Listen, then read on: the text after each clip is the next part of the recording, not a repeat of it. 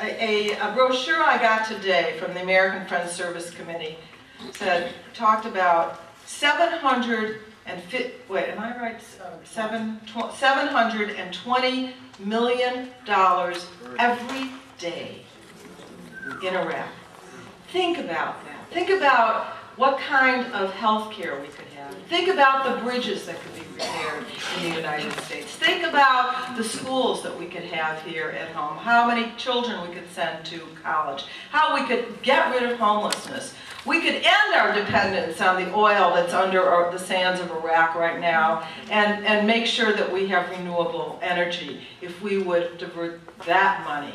It's about, how much is it, Mike, a month now? About 15 billion or more a month, about $12 billion every month that we're spending in Iraq. And of course the loss of precious life.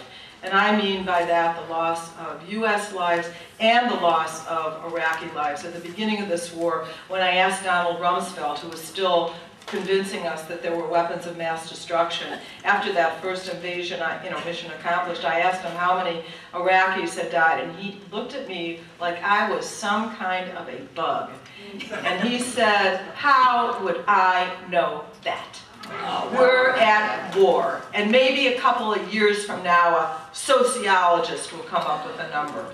Well, it's more than a couple of years from then, and we think hundreds of thousands, perhaps, of Iraqis have died. So we have to change the dynamic in the Congress, and we have to make sure that all of particularly the Republicans who sometimes talk a good game or go to the White House and and complain about this war, change their votes. And of course we want to also change them. Which reminds me of Dan Sales right here.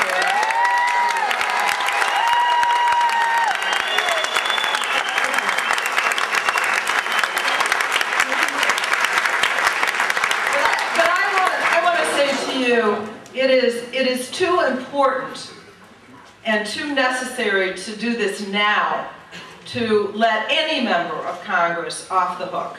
And so we have got to continue in events like tonight, in communicating with our members of Congress, in going to Washington and really putting the pressure on to say that we are not going to send one more of our precious children, spouses, loved one to die in a war that absolutely never should have been. I know you feel that way too. Thank you very much.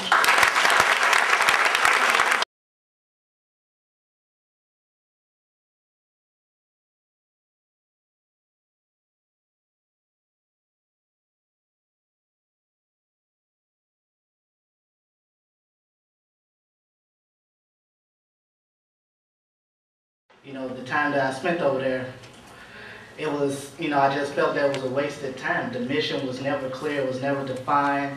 I found myself doing jobs for all these privatized corporations like Halliburton and Blackwater, and supporting these corporations when these guys had these hundreds of thousands of workers that they're actually flying into Iraq from these third world countries like Pakistan and the Philippines, and they're paying these guys less than minimum wage. A lot of these guys are making like $600 to $700 a month from these companies, and and I found myself doing the jobs that these guys were doing. And I'm a medic, and I was thought, my objective, at least what I was supposed to have been doing over there, was helping people, was to help the Iraqis, support the soldiers, support the Iraqis, and help rebuild this nation. But I found myself not doing it. I found myself breaking into homes, with going on infantry patrols, or I found myself watching the Army's bomb squad blow up car bombs and taking out blocks of just doing a ton of collateral damage with no regard for the life of whatsoever. And by no means am I not proud of my service, which I am.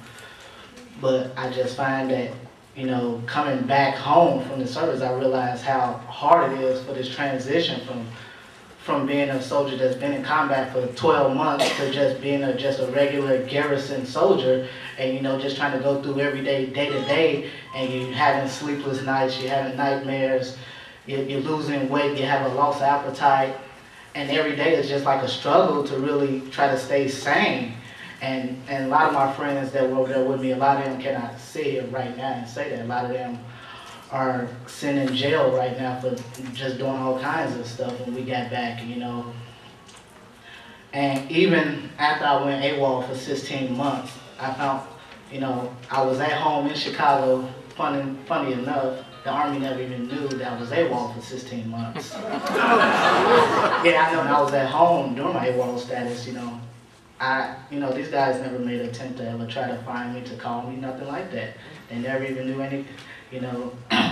I spent most of my time in like a little personal exile. I mean, I stayed in my room. I didn't even want to be bothered with anyone. You know, my mother, she finally just decided she had enough, and she did give me the help that I needed to get. And I was able to get in contact with veterans organization and such like that. But, you know, eventually I ended up turning myself back into the Army in March of this year. And I was facing a special bad conduct discharge court-martial, and I had lots of press coverage on my story. And Fort Drum is such an isolated post; they don't like what the Army in general doesn't like the whole PR thing.